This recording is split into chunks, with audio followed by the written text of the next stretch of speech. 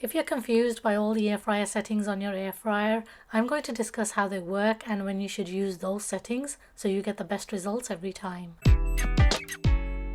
You probably know by now that air fryers use rapid hot air circulation to cook food quickly and evenly. Each setting adjusts the temperature, fan speed and heating elements to create different results. So let's go through them. Starting with the main setting, air fry. This is best for fries, nuggets, wings, chicken, and it's best for when you want to create a similar texture to that of deep frying.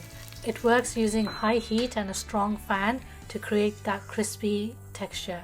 It's best to shake or flip your food halfway or in the last 3 to 4 minutes of cooking so your food gets even cooking all over. The roast setting is best for whole chicken, vegetables and meats. It works using moderate heat with steady airflow for deeper cooking. Note that if you cook a whole chicken at 350 degrees Fahrenheit on air fry setting versus 350 degrees on the roast setting, the main difference comes down to the fan speed and how it affects the cooking process.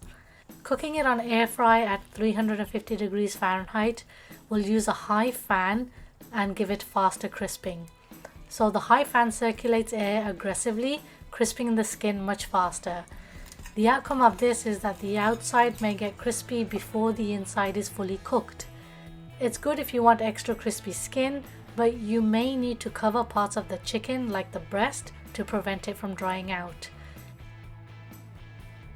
If, however, you use the roast function at 350 degrees Fahrenheit, it will use the medium-low fan and give it even cooking. So the effect of this is that the gentler fan allows more gradual browning, so the inside cooks evenly without over drying the outside. The outcome of this is that you'll get juicier meat with a golden brown but less crispy skin. This is great if you want a balanced texture with a crispy outside but not overly dry.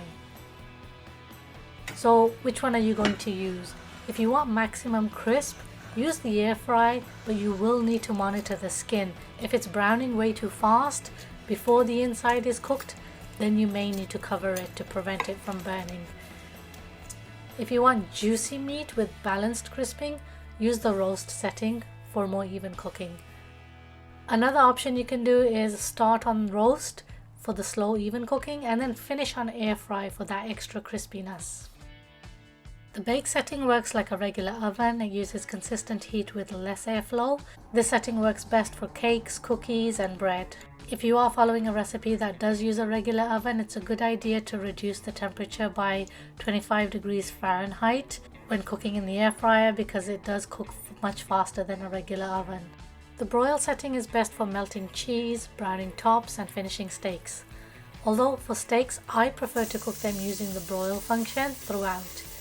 If you don't want to use it for the whole cooking process, it still works great for finishing and browning off your steak. It works by directing heat from the top with little to no fan.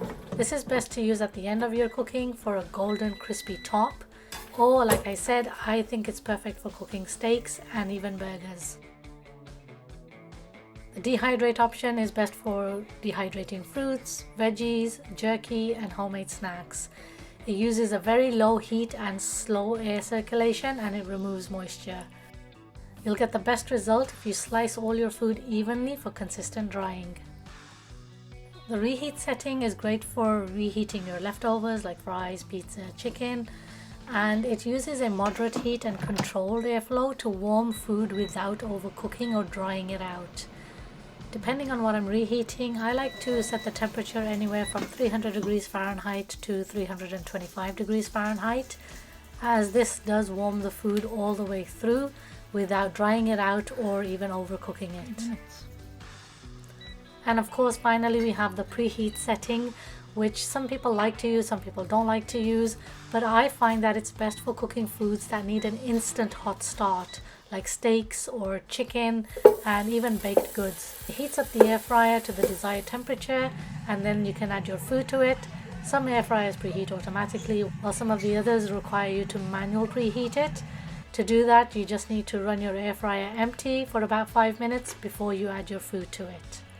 So how do you know when you're choosing the right setting? Think about what you want. What kind of texture do you want? Do you want it crispy? Use the air fryer setting.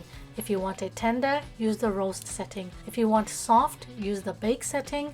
If you want it browned, use the broil setting. And if you want it dried, use the dehydrate setting.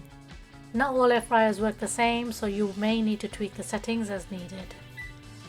And as a bonus for all you guys, I'm going to leave my chart that I've created to help you. This is available to download for free. I will leave the link in the description box. Please go ahead and download that. Please do follow me on my Facebook page where I share lots of recipes and tips and often these little charts that I like to create. I do hope you found this video useful. If you did, please leave a comment below. Please also leave a like, and if you are new to my channel, do consider subscribing. I share lots of air fryer reviews and tips, and I do hope to catch you guys in my next video.